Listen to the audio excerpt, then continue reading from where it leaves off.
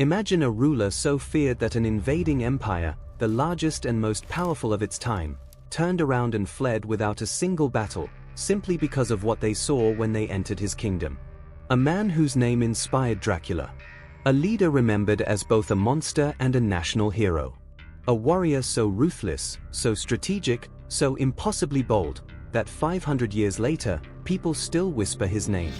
Today, we dive into the unbelievable true story of Vlad the Impaler, a man far more shocking, more complex, and more legendary than the Hollywood vampire he inspired. Vlad III was born in 1431 in Wallachia, a small but crucial territory caught between two unstoppable forces, the Christian kingdoms of Europe to the west, and the vast, conquering Ottoman Empire to the east. His father, Vlad Dracula, was part of a secret order of knights called the Order of the Dragon, sworn to defend Europe from invasions. That symbol, the dragon, would eventually evolve into the name Dracula. But Vlad's childhood was not a heroic legend.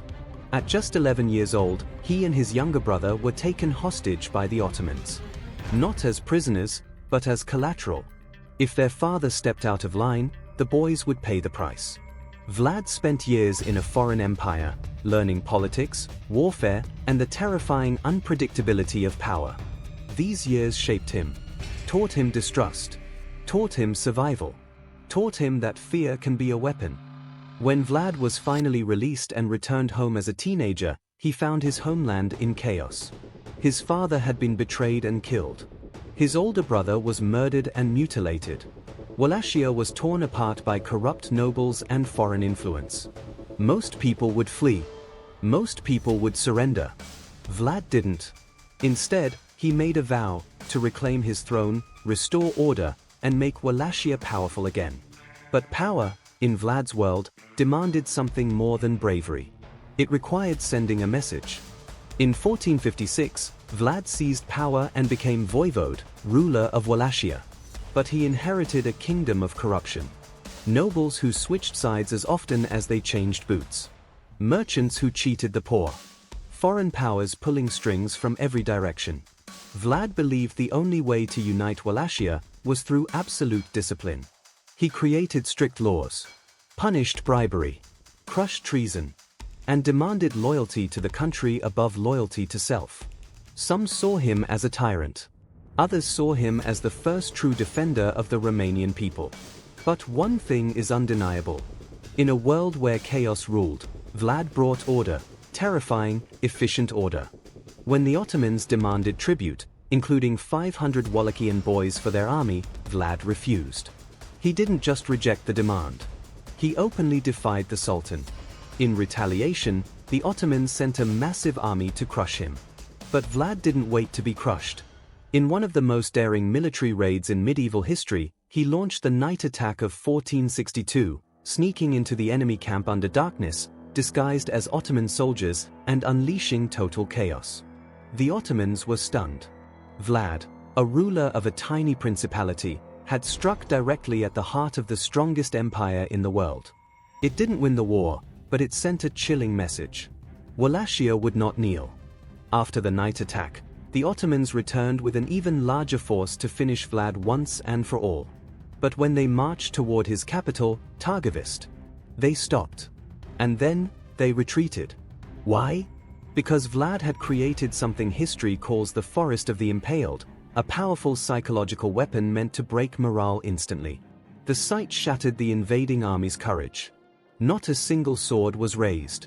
Not a single battle was fought. The most powerful empire in the world simply left. But here's something most people forget. This wasn't just brutality. This was strategy. In an age where empires swallowed nations whole, Vlad was protecting a tiny, fragile homeland with the only weapon he had, fear. Despite his victories, Vlad wasn't loved by everyone. Some nobles hated his strict rule. Foreign leaders saw him as unpredictable. Eventually, Vlad was betrayed and captured. He spent over a decade in prison, but even there, his legend grew.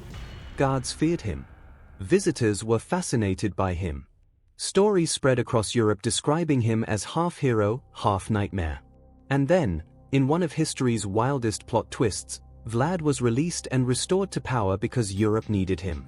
The Ottomans were advancing again, and even his enemies realized. Vlad was the only leader terrifying enough to stand against them. Vlad's final reign was short but fierce. He returned determined to protect his homeland once again. But this time, the threats were everywhere. Rival factions, jealous nobles, invading armies. In 1476, Vlad rode into one last battle. His small army faced overwhelming forces. He fought with his men until the end. His body was reportedly taken to a monastery for burial. But here's the mystery. Historians have never conclusively found his remains. A man whose legend is larger than life. Left behind no confirmed grave. Was Vlad a hero? A tyrant? A monster? A defender of his people? A villain shaped by a brutal age? The truth is this. Vlad the Impaler lived in one of the most violent and unstable eras in human history. His enemies were stronger, richer, and far more numerous. Yet he kept his small kingdom alive through sheer will, intelligence, and psychological warfare. To some, he saved his people. To others, he was terrifying. But his legend grew until it reached the ears of a man named Bram Stoker, who used the name Dracula to build a vampire myth known across the world. The fictional Dracula drinks blood. The real Vlad shed blood to protect a nation. One was a monster of fantasy. The other, a ruler shaped by war, betrayal, and survival. Both unforgettable. More than 500 years later, his story still divides historians. Hero, villain, patriot, punisher, protector, myth, monster. But one thing is certain. You cannot tell the story of Europe without telling the story of Vlad the Impaler. He was the nightmare of empires, the shield of a nation, and the spark behind one of the most iconic characters in fiction. A king feared in life, and immortal in legend. So tell me, after hearing the truth, who do you think the real Vlad was? A hero? A tyrant? Or something far more complicated?